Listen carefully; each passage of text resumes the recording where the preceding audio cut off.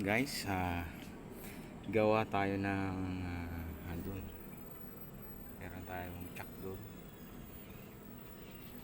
Yung makalat dito sa gawa ko. Tapos pumutol tayo rito. Wala tayong mabili kasi tsaka mahal yun. Nandi 4 na flat bar. So pumutol tayo ng Jess. Ito ang tinalabasan. So bubutasin natin dito para doon natin i-welding doon. Abangan. So ayun guys, binutas na natin to ng rough. So welding lang ang pinangbutas natin. Hindi ko na pinakita kasi masyado nakakasigaw. Yan. Dito natin welding. So kailangan natin to guys ma-trace yung tapat ng butas dito. Tanggalin natin, trace natin para sakto dun. Saka natin na pansin nyo may nakalagay dito na tornilyo. Yan, para sentro siya, hindi umalo, nagwiwigil pagka winalding. Yan. Tapos trace natin para sakto sa butas.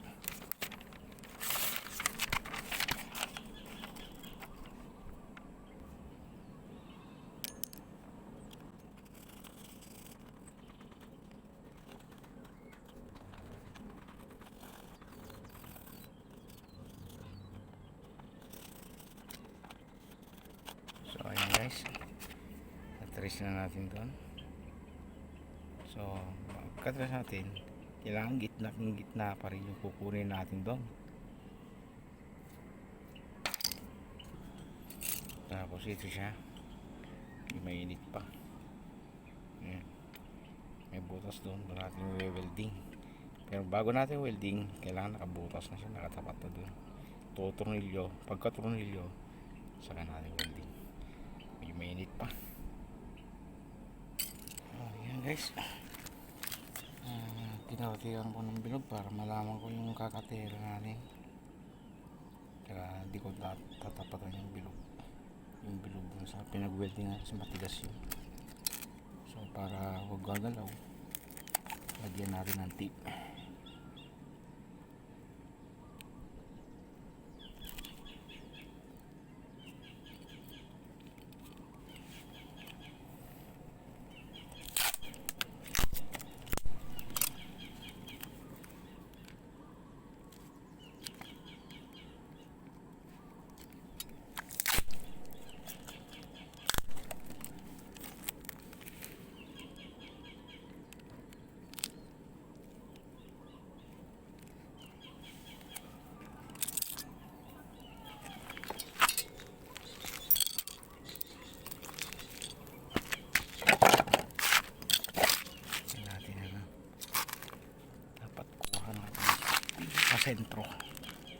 Sentro.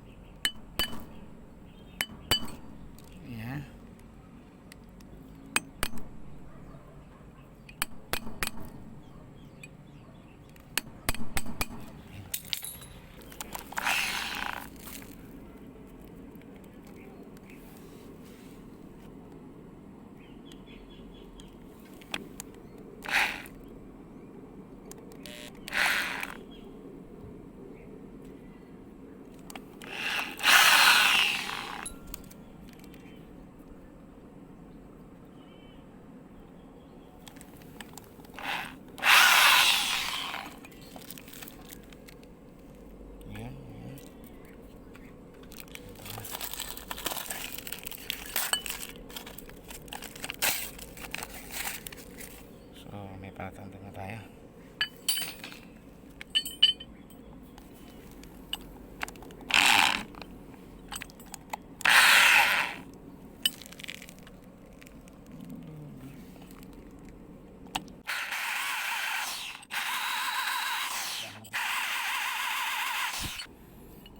Ayan. Boses na natin. Try natin kung nakatapat.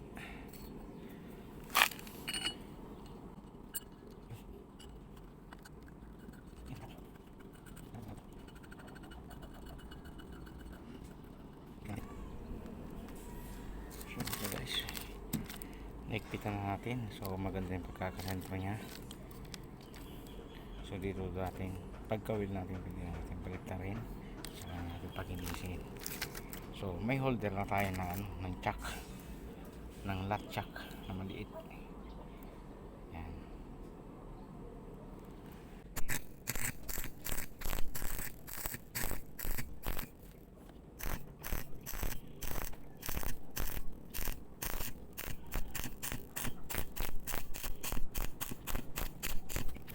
Dahanin lang natin guys para di matamaan yung chuck.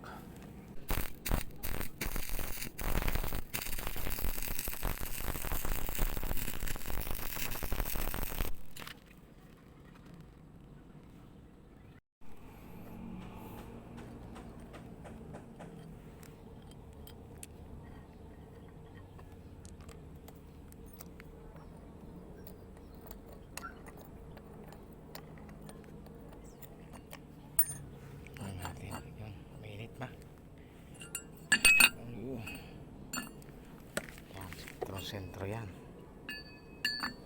Saka natin po full weld doon.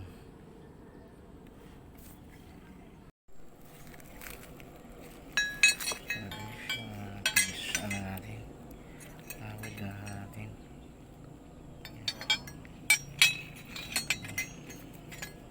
Iron bearing. Yan. Ito ang hawak sa arena. So pupugin na natin ito.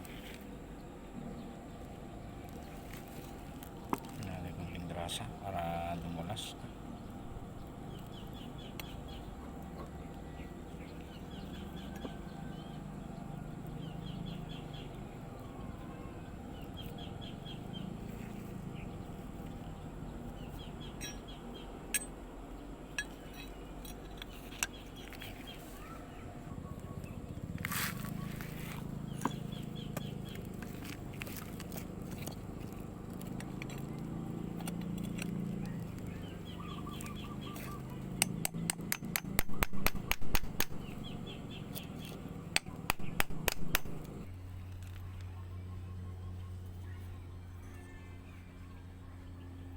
Yung gitna rito, tatapat natin doon.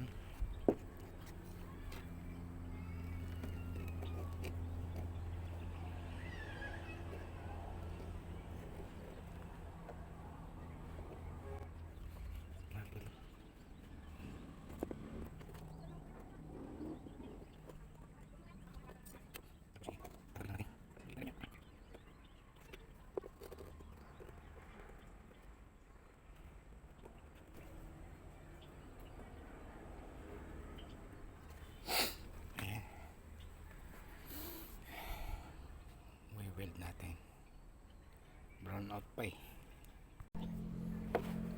Lagyan natin ng wood screw dito guys para hindi siya gagalaw habang wini-welding.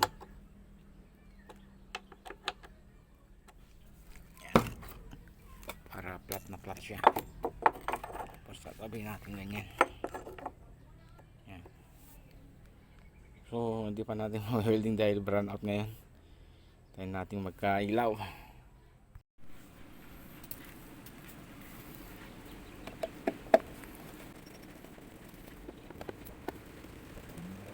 Mama.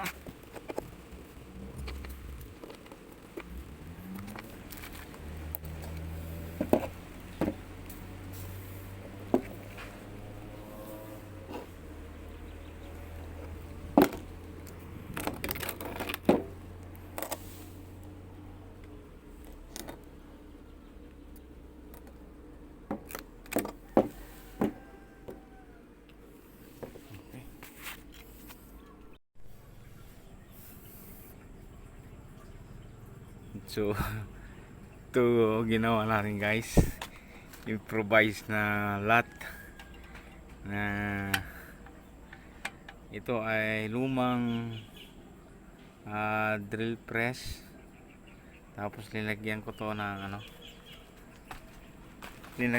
ng grinder. Yan, tinuruan ko dito, nag welding ako rito ng bakal para may hahawak doon. Tinurnilyo natin dito, yan, para fix siya, hindi yung layo niya, hindi nagbabago-bago, kasi pagka mano-mano babago-bago. Tignan natin kung ano mangyayari.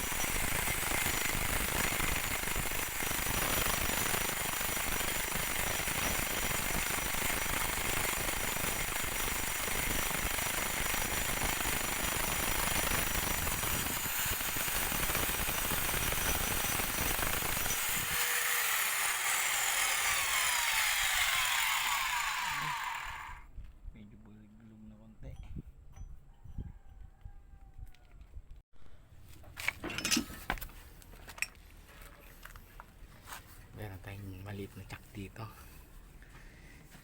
Ayan. Para hindi pwede na natin gawing mini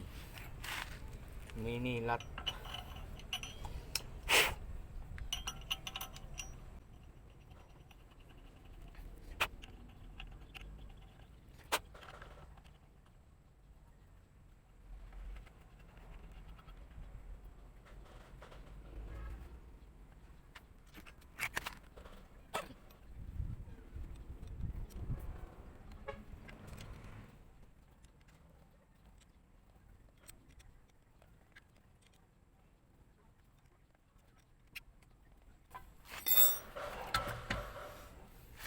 Try. Wow! Hindi na kumakana. Ayan. May konting vibration. Konting.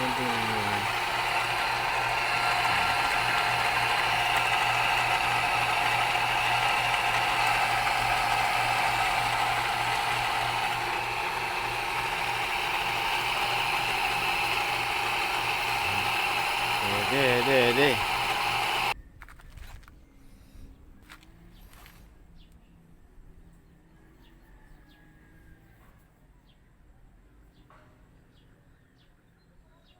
Try natin to.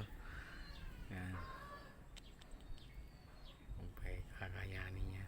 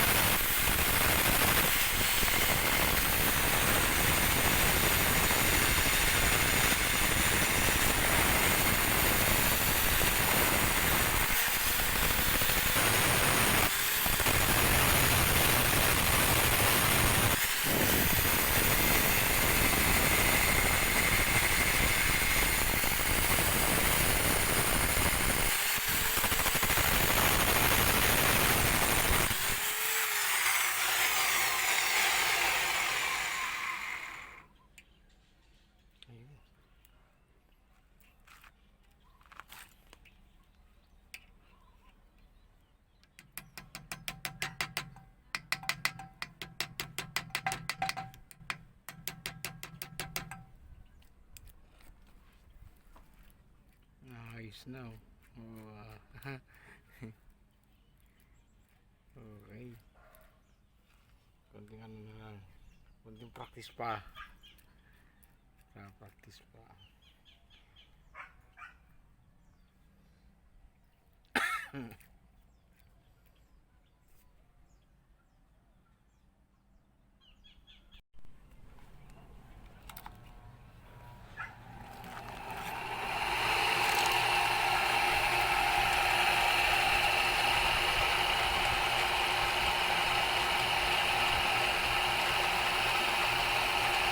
Okay. Yan. Good na.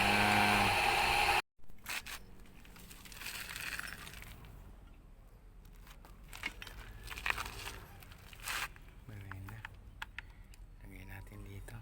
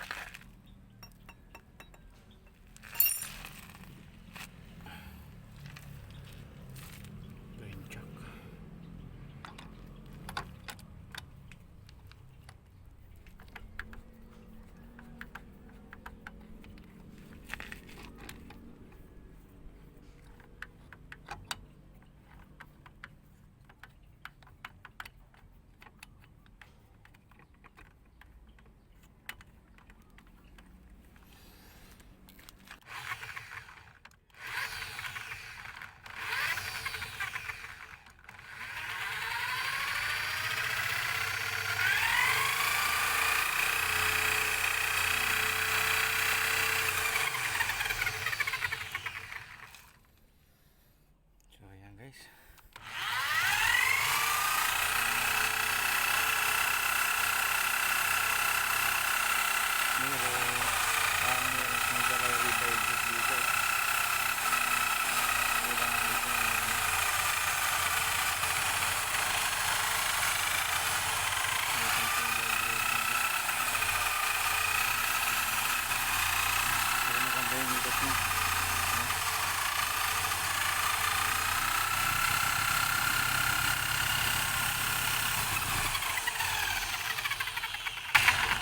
Okay.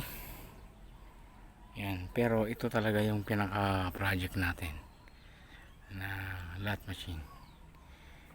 Yan yung makina niya. Eh ano pa? Wala pa tayong pang budget. Kulang pa, tsaka kulang sa time. So for the meantime, barena muna. Ayan. Unti-unti mag-upgrade tayo. Ilalagay natin dyan. Tapos ito yung kanya feed niya ng pa ganon pahaba. Yun.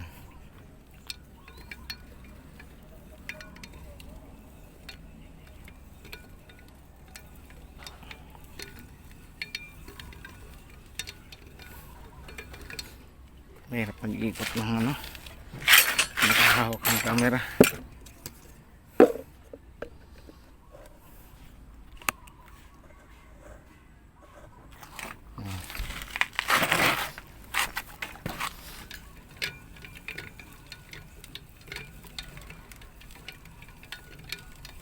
Ito talaga pinaka-project ko. Ano ko rito, ito lilipat ko dito pagka may mga piyesa na.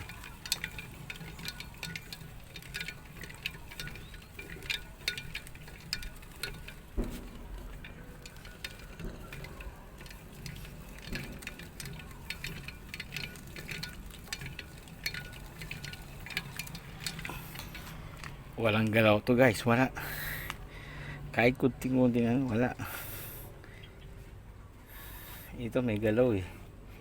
Dahil doon. Pero ito wala. Ito wala din. Plano ko dito hub ng sasakyan para walang galaw. Walang vibration. Para pulido yung pipinish niyang ano, gagawin niyang yan ba yan, ito tornero. Ayan. Yung ganyan muna guys. Baka nagustuhan nyo po itong aking video, paano naman pa-like at saka subscribe po para ano, umangat konti itong ating munting channel. Pa-subscribe po mga ka-DIY.